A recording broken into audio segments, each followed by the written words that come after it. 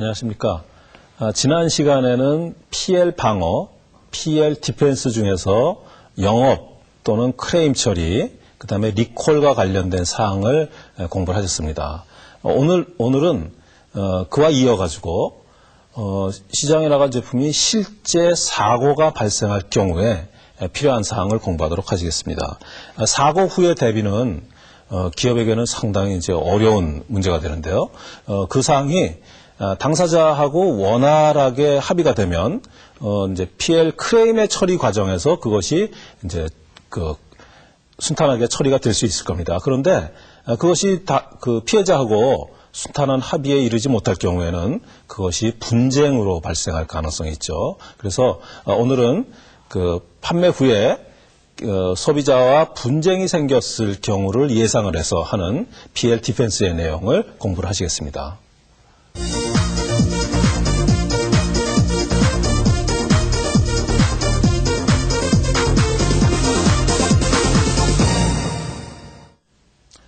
먼저 여러분들이 검토를 해보셔야 될 사항은 그런 사고가 발생하고 소비자가 배상을 요구하는데 그 배상 금액이 상당히 거액을 요구하는 그런 상황이 돼가지고 거기에 대한 이제 대비를 위해서 보험을 드는 경우입니다. 그 보험은 통상 PL 보험이라고 얘기를 하는데 그 PL 보험이라는 거는 손해보험의 일종입니다. 손해보험은 여러분들도 그 손해보험 거의 대부분 다 들고 계실 거예요. 무엇이냐면 자동차 보험이 가장 대표적인 손해보험이거든요. 그래서 여러분들이 PL 보험의 구조를 이해하려면 여러분들이 들고 계시는 자동차 보험을 염두에 두면서 그 내용을 보시면은 기억하실 수 있을 겁니다. 여러분들이 자동차 보험을 들고자 하면은 보험회사가 무엇을 요구하던가요?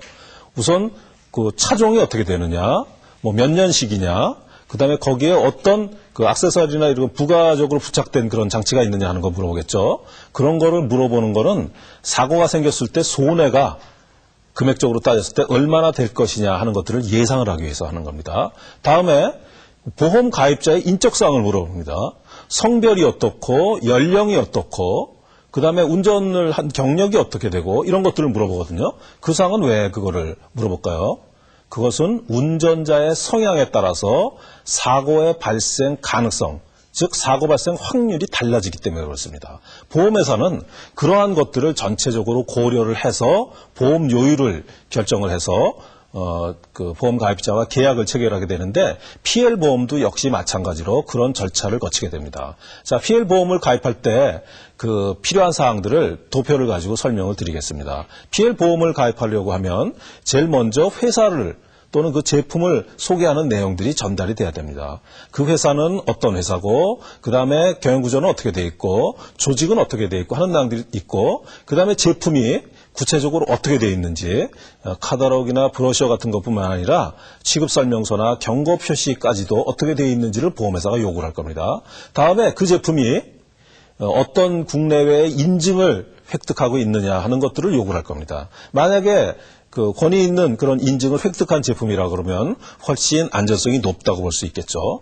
그 다음에 그 PL에 대한 회사의 대응 활동을 전반적으로 제시하도록 요구를 할 겁니다. 이것은 앞에 보신 PSMS 활동을 구체적으로 어떻게 하고 있느냐를 평가를 하게 되는데 보험회사는 이러한 내용들을 전부 검토를 해가지고 그 보험을 받아들일 것인지, 즉 보험을 인수할 것인지와 보험 요율을 어떻게 결정할 것인지를 판단해가지고 보험 계약을 체결하게 됩니다. 보험도 하나의 사업이기 때문에 보험회사가 그런 정보를 잘 판단을 해가지고 자기들의 보험 이제 인수 여부를 결정을 하게 되는데 그런 측면에서 그 보험 가입자는 또 나름대로 그 보험 가입의 필요성을 검토를 해야 되겠죠. 보험 가입자가 검토하는 내용을 또 추가로 보시겠습니다.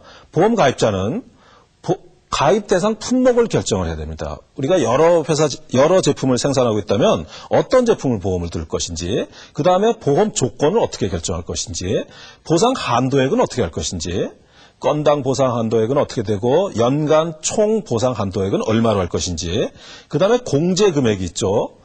공제 금액은 여러분들이 자동차 보험을 들 때, 5만 원, 10만 원 이렇게 해가지고 공제 금액을 정해놓은 거 아마 기억나실 거예요. 5만 원, 10만 원 같은 소액의 사고가 손실이 생겼을 때는 그때는 보험 청구를 하지 않는다. 그런 의미로 공제금액을 정해놓는데 PL보험도 역시 마찬가지로 그럼 공제금액을 정하게 됩니다. 공제금액을 크게 정하면 보험료가 그만큼 싸지게 되니까 보험 가입할 때 검토해야 될 사항이고, 그 다음에 담보 지역이 국내냐 해외냐 이런 것들을 이제 검토를 해가지고 그 대상 제품과 그 다음에 가입 조건 등을 이제 정하게 됩니다. 그런데 그 제품을 가입할 것이냐를 정할 때 다음 사항을 일반적으로 고려를 하게 됩니다. 그거는 제품 가입, 그 보험에 가입하는 제품의 대상을 이제 검토하는 것인데, 크게 보면 이제 다음과 같은 두 가지로 구별해 볼 수 있죠. 첫 번째는 전체 제품을 보험에 가입하는 방법이죠. 이것은 그 재정물 책임법이 이제 예를 들어서 내수시장에 제품을 판매하고 있는데 국내에 재정물 책임법이 시행되기 때문에 그에 대한 전체적인 대책이 필요하다. 그러면 전체 제품 가입을 하겠죠. 그 경우와 달리 어떤 경우에는 일부 제품만 가입하는 경우도 있습니다. 일부 제품만 가입한다 그러면 크게 대별해 보면 이런 경우가 있겠죠. 먼저 제품의 리스크가 전혀 없는 경우입니다. 이것은 그동안 우리가 제품을 판매해온 경력이나 또는 외국에서 재정물 책임법을 이미 시행하고 있는 국가에서 진행되는 상황을 보더라도 사고의 리스크가 전혀 없다. 그런데 그런 제품을 보험 가입을 해가지고 보험료가 지속적으로 지출되면 그것은 그 위험이 없기 때문에 그 비용이 단순한 부담으로만 작용해야 되니까 그것은 보험에 가입하지 말자. 이렇게 하는 경우도 있고, 경우에 따라서는 그것은 사고 발생이 가능한 제품이긴 하지만은 보험을 들어놓는 것보다는 사내 유보를 해가지고, 사내 유보라 그러면은 여러 가지 그 회사의 이익을 그 유보금으로 축적을 해놨다가 나중에 사고가 발생했을 때 그 사고에 대응을 하는 겁니다. 사고에 대응하기 위해서 이제 그 보험을 들어놨는데 보험을 자기 회사가 자체로 운영을 하는 거나 마찬가지겠죠. 자기 회사가 그 자금을 쌓아놓고 있다가 사고가 났을 때 그에 대응을 하겠다. 이렇게 되는데 그 유보를 하는 거는 상당히 이제 그 신중한 판단이 필요하기 때문에 그 자기 유보를 하는 상황을 조금 더 세부적으로 설명을 드리겠습니다. 자, 자기 유보를 하는 거는 첫 번째, 보험회사가 제시하는 요율이 자기 회사의 리스크 실태와, 그러니까 실제 사고로 인한 손실의 실태와 비교해 볼 때 보험료가 너무 높다 이렇게 하는 경우입니다. 그러면은 이거는 보험을 들어서 계속 보험료를 지급하는 것이 회사에 부담이 되기 때문에 그거를 조금 다른 방법으로 대비를 해보자 해가지고 자기 회사에 유보를 하게 되죠. 자기 회사의 금액을 유보를 해가지고 그 부분에 대해서는 보험료 부담을 낮추거나 적도록 하는 방법입니다. 자, 이런 그 유보를 하는 방법은 보험 자체를 가입하지 않는 그런 방법도 있고, 경우에 따라서는 보상 한도액 같은 것을 어느 수준으로만 정해놔가지고 예를 들어서 보상 한도를 높게 정해놓으면 보험회사가 보험료를 높은 수준으로 요구하기 때문에 그런 것들을 적절하게 정해놓고 그것을 초과하는 거에 대해서는 자기 회사가 유보한 것을 가지고 대비하겠다. 이런 내용들이 이제 그 사항이 되겠습니다. 자, 그러면 그런 절차를 거쳐가지고 보험에 가입을 했다 할 경우에 그 보험은 어떤 비용과 손실을 보전을 해줄까요? 그 PL보험이 보전해주는 그 내용을 검토를 해보겠습니다. PL보험을 가입하시게 되면 크게 보면은 손해배상금을 지불하고, 그 다음에 두 번째는 피보험자에 대한 소송의 방어를 그 보험회사가 시행을 하게 됩니다. 여러분들이 자동차 보험을 들었는데 사고가 났다 그러면 보험회사가 소송을 진행을 하거나 하는 것과 똑같은 것이죠. 자, 우선 손해배상금을 지불하는 것은 피해자에 대한 손해배상금과 그 다음에 클레임 처리 비용, 그 다음에 응급 처리 비용, 기타 관련 기관이나 협력업체 등의 협력 비용 등 거의 모든 비용이 그 보험에 의해서 전부가 될 수 있습니다. 즉 손실을 보전해주는 그런 그 대상으로 할 수 있다는 얘기죠. 그 다음에 말씀드린 바와 같이 소송을 통해 가지고 그것을 이제 그 처리할 수 있도록 보험회사가 지원을 해주게 되는데, 다음과 같은 경우에는 여러분들이 보험을 들어놨다고 해도 그 보험에 의해서 보호를 받지 못하게 됩니다. 그래서 보험에 의해서 보호받지 못하는 사유, 그것은 보험회사의 면책사유, 즉 보험금의 지불이 면제되는 사유인데, 우선 피보험자가 계약 또는 합의에 의하여 부담하는 배상책임. 피보험자가 그 피해자하고 일방적으로 배상을 합의를 했다. 그렇게 되면 보험회사가 그것을 인정해주지 못하는 경우가 생길 수 있겠죠. 그런 경우 보험금 지불이 안 된다 이렇게 볼 수도 있습니다. 다음 다른 형태의 보험에 이중으로 가입됐을 경우 보험회사가 이중으로 보상을 하지는 않을 테니까 그런 게 배제되고 그 다음에 제품 자체의 손괴에 대한 배상 책임입니다. 다른 확대된 손해가 없이 제품 자체만 못 쓰게 됐다 하는 경우인데 이것은 그 제조물 책임법에서 3조에서 그 제품 자체에 대한 손해는 그 제조물 책임법의 대상에서 배제를 하고 있기 때문에 그 이제 조항이 있는 거고요. 그 다음에 리콜에 관련된 비용이 배상 책임에서 배제가 됩니다. 이거는 보험금을 받을 수 없죠. 왜냐하면 리콜은 별도의 보험이 처리를 하는 사항입니다. 그래서 리콜에 대한 보상을 받으려고 그러면은 리콜 보험을 별도로 들어놔야 됩니다. 다음 징벌적 손해배상금처럼 또는 고의에 의한 배상처럼 기업의 어떤 고의나 또는 중대한 과실로 인해서 손해가 생겼을 때는 경우에 따라서 보험금을 받지 못하는 그런 상황이 발생을 하게 됩니다. 자, 이런 내용들을 이제 검토를 해서 여러분들이 이제 보험 계약을 하기 전에 보험 요율을 결정을 하게 되는데 보험 요율은 크게 보면은 매출액하고 그 요율을 곱해가지고 나오는 돈을 가지고 보험료를 산출을 하게 됩니다. 보험료의 산출 방식은 간단하게 보면은 매출액과 보험료를 곱해서 나오게 되는데 이때 매출액은 자기 회사의 매출 금액이기 때문에 이거는 객관적으로 나오는 거죠. 그러면 보험료율을 얼마로 결정하느냐에 따라서 그 보험료의 규모가 달라지게 되는데 그 요율의 결정은 아래 보시는 바와 같이 굉장히 다양한 정보에 의해서 요율을 결정을 하게 됩니다. 이런 그 요율의 결정 과정을 거쳐서 보험에 가입하게 되고 보험에 가입한 후에는 사고가 발생했을 때 자기 회사가 단독으로 처리하는 게 아니고 가입한 그 보험회사가 사고의 처리 과정이라든지 또는 소송이라든지 또는 배상 금액을 합의하는 과정에 같이 관여해가지고 그 원만한 그런 배상이 이루어질 수 있도록 이제 진행을 도와주고 지원을 해줄 겁니다. 자, 그러면 그 보험에 가입을 했더라도 또 보험회사가 어떤 그 배상을 한다고 하더라도 소비자하고 합의가 되지 않을 경우에 그 다음 단계는 소송으로 가야 되겠죠. 그래서 그 소송에 대해서 알아보도록 하겠습니다. 자, 먼저 제조물 책임법에 관련된 소송이 벌어진다 그러면 다음과 같은 상황이 벌어집니다.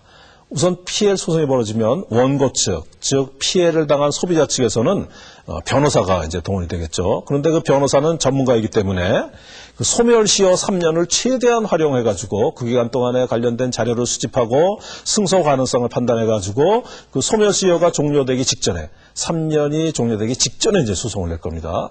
경우에 따라서는 회사 내부의 정보를 알기 위해서 회사 내부에 과거에 근무했던 그 사람들을 증인으로 동원할 가능성도 있고 그다음에 변호사가 제품에 대해서 전문성을 갖고 있지 못하기 때문에 대학 교수나 연구소 등의 전문가를 동원을 해가지고 제소를 해올 겁니다. 그런데 그에 대비해가지고 피고 측, 즉 소송을 당하는 기업 측에서는 변호사나 기타 여러 그 전문가들의 도움은 일부 받긴 하겠지만 사실은 기업 내부의 인원에 의해서 이 소송이 진행이 됩니다.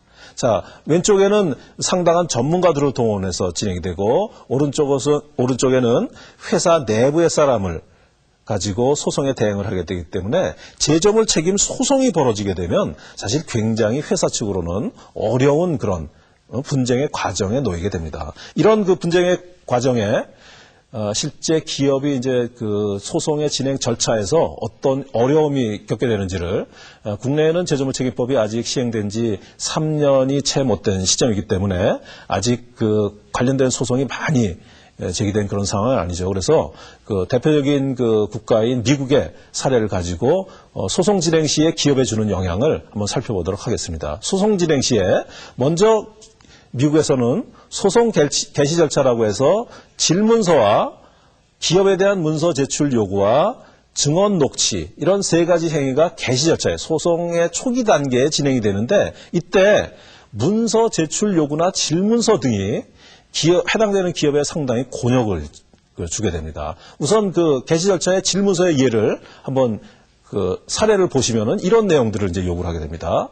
먼저 개발 설계에 관해서 개발 설계의 경과, 조직, 설계 시방서 등을 제출하거나 그에 대해서 답변하라고 요구를 합니다. 거기에 그 전문가나 이런 사람들이 충분히 있는 조직인지 하는 걸 보는 거죠. 다음에 그 고객이 사용하는 상태에 대해서 당신들이 기업이 개발 생산 단계에서 어떻게 검토를 해서 보완을 했는지 하는 것들을 자료를 제시하라 라고 요구를 합니다. 다음 안전 기준에 대해서 요구를 하죠. 안전 기준을 파악해서 그거 합치 여부를 전부 다 검토했는지 하는 거를 요구를 하고 그 다음에 안전 설계 분석에 관한 자료를 요구를 합니다. 자, 여기에 보면은 그 앞에서 제품 안전 또는 제품 안전 기술 PS 테크놀로지에서 나왔던 기법들에 관한 자료를 이런 질문사나 법원의 증거 자료로 제출을 받게 됩니다.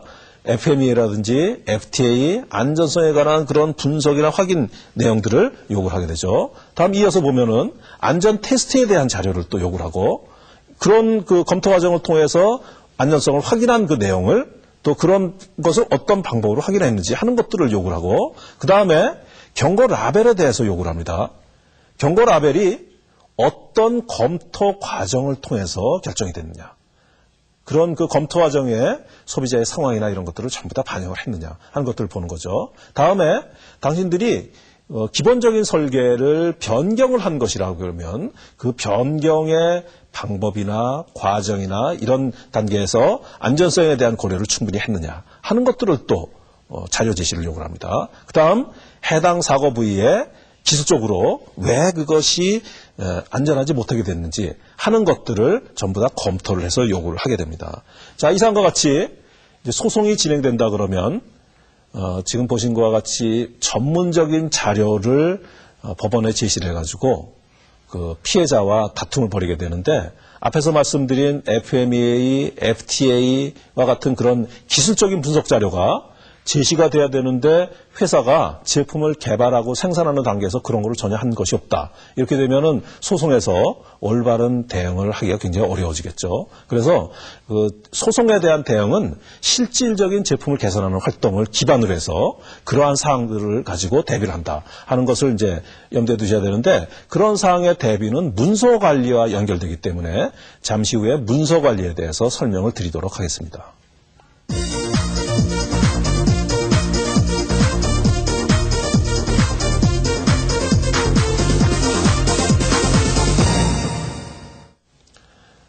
일반적으로 어느 기업이나 문서 관리가 있죠. 아무리 조직이 작더라도 보통 총무부서 같은 데서 이제 문서를 관리하게 되는데 제조물 책임 대응 활동에서의 문서 관리는 기본적으로 소송에 대비하는 사항입니다. 소송이 벌어졌는데 그 관련되는 뭐 직원들이 또는 회사 내부의 그 내용을 알고 있는 사람들이 단순하게 법정에 출두해서 증언을 말로 한다고 해가지고 그 재판관이나 또는 피해자 측에서 그걸 수긍하는 데는 한계가 있을 겁니다. 그것은 말이 아니라 그 정확한 자료에 의해서 제시가 돼야 되는데 그 자료는 보통 회사의 문서나 기록, 경우에 따라서는 뭐 도면이라든지 또 이런 그 증거 자료에 의해서 그 회사가 이제 방어를 하게 되죠. 그때 가장 중요한 것이 문서이기 때문에 그 문서 또는 기록이 어떤 원칙에 의해서 관리돼야 되는지 먼저 그 내용을 살펴보시겠습니다. 문서 관리의 기본 원칙, PL 대응을 위한 문서 관리의 기본 원칙은 보통 세 가지를 얘기를 합니다. 첫 번째 정합성, 두 번째 검색성, 세 번째 독해성을 얘기를 합니다. 첫 번째 정합성이라는 것은 발생한 사고와 관련되는 문서가 현재 있어야 된다는 거죠.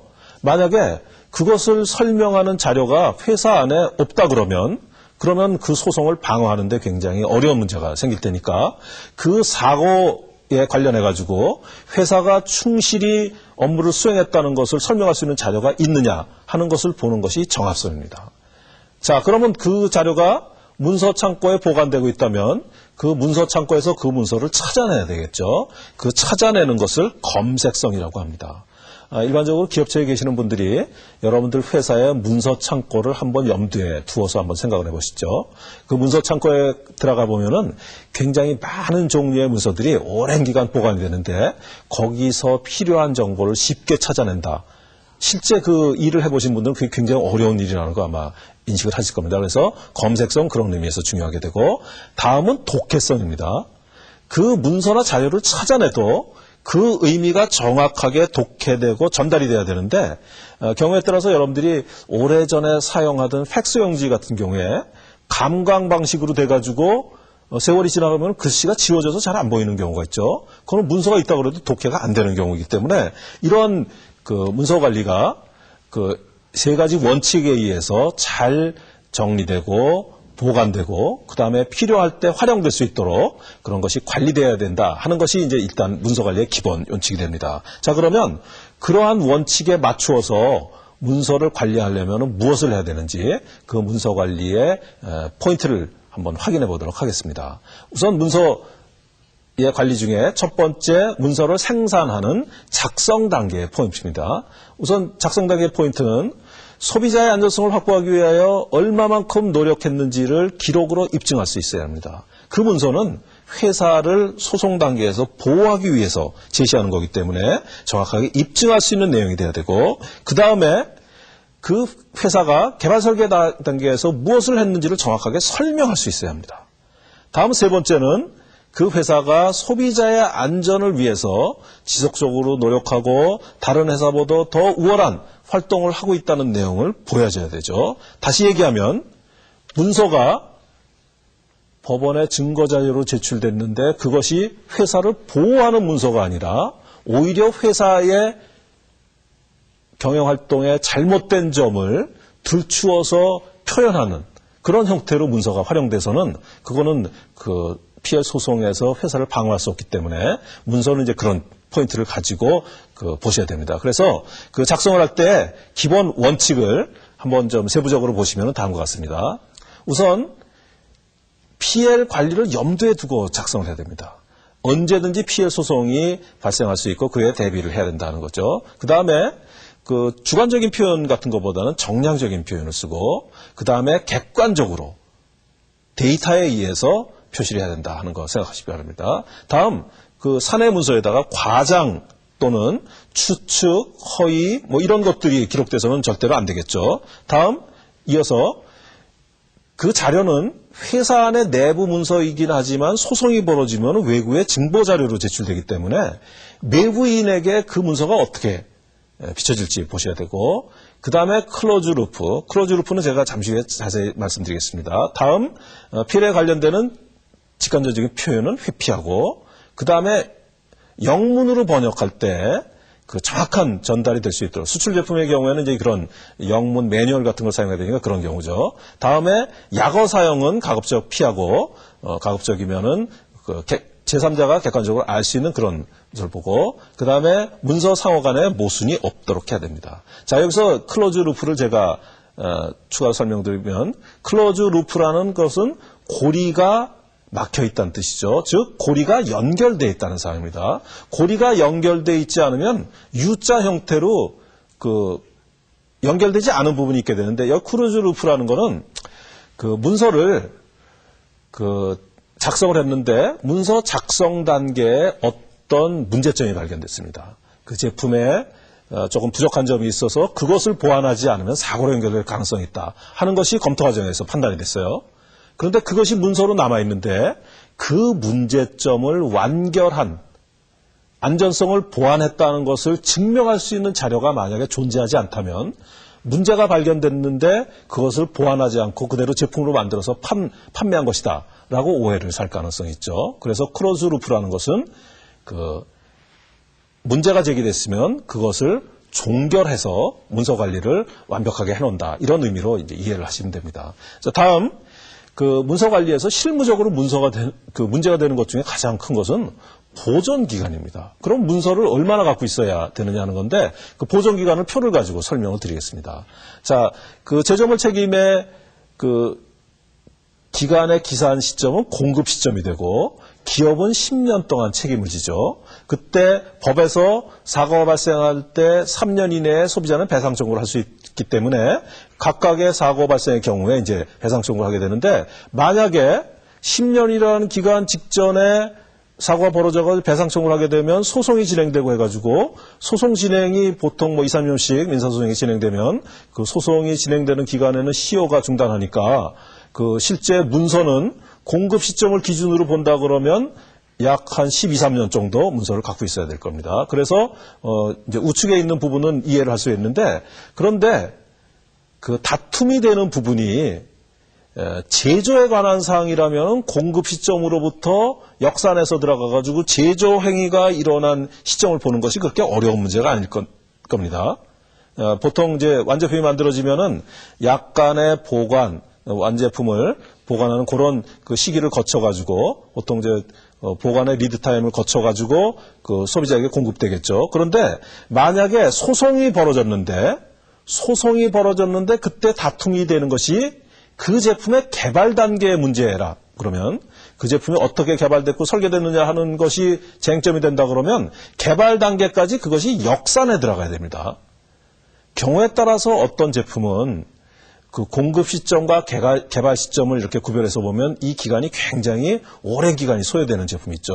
그다음에 한번 개발된 제품이 굉장히 오랫동안 동일한 제품이 판매되는 그 제품이 있다 그러면 이 개발 기간을 역산에 들어가는 기간이 굉장히 오랜 기간이 될 수 있습니다. 자, 이렇게 되면 그 기업이 제조물 책임을 지는 기간 자체가 10년으로 돼 있고 만약에 그때 소송이 10년 종료되기 직전에 소송이 제기돼가지고 소송이 진행된다 그러면 또 그 소송이 끝날 때까지는 문서나 자료 같은 거를 갖고 있어야 되겠죠. 그러면 보통 한 12, 13년 정도가 되는데 만약에 그것이 개발에 문제가 돼가지고 개발 시점까지 역산에 들어가서 그 기간을 확인을 해야 된다 그러면 문서를 경우에 따라서는 20년 이상 이렇게 보관해야 되는 그런 문제가 생기게 됩니다. 그 제품의 특성에 따라서 상당히 이제 그 많은 문제점을 갖게 되죠. 그 오랜 기간 동안 문서를 보관하고 관리하고 그것이 필요할 때 활용할 수 있도록 그 관리 상태를 유지하면서 그 해나간다는 것은 굉장히 이제 그 번잡스럽고 비용이 많이 들어가는 작업이 되는데 문서 관리는 PL 디펜스의 소송에 대한 대응 측면에서 굉장히 중요하기 때문에 그 요점을 한번 그 정리를 해드리면 이렇게 말씀드릴 수 있습니다. 보존 기간은 문서의 종류에 따라서 다르긴 하겠지만 기본적으로 PL에 대응하기 위한 문서 관리는 시효가 없다고 생각하는 것이 아마 일반적인 생각일 겁니다. 보통 일반적인 기업의 경우에 보존 연한을 이런 식으로 정하겠죠. 1년, 3년, 5년, 10년. 그런데 10년 이후의 기간을 15년, 20년, 30년 이렇게 나누고 있는 기업 거의 없죠. 10년 이상의 기간은 거의 대부분 그냥 영구 보존으로 인식을 합니다. 그래서 만약에 PL에 관련된 문서를 보존한다 그러면 영구 보존의 경우가 이제 대부분일 거고 일반적인 경우에는 개발의 리드 타임이 개발 소요 기간이 길지 않을 경우에는 아마 한 16, 17년 정도 이렇게 보존해야 된다 이렇게 생각을 하시면 되겠습니다. 자, 이런 그 문서의 보존 연한뿐만 아니라 그것이 기존의 다른 문서하고의 관련성이 있게 되죠. 그거는 그 제조물 책임과 관련되는 문서는 기존 문서와 다른 그 의미를 갖게 되는데 그것이 기존 문서의 관련성을 보시면은 다음 표와 같이 볼 수 있습니다. 회사의 문서가 가운데 삼각형과 같이 매뉴얼 조서 지침서로 구성되어 있죠. 거기에 제품 안전에 관련된 문서를 합쳐서 그 대상을 전체로서 관리를 하셔야 됩니다. 자, 이상과 같이 그 보험, 소송, 문서 관리에 대해서 배운 내용을 정리해 보도록 하시겠습니다.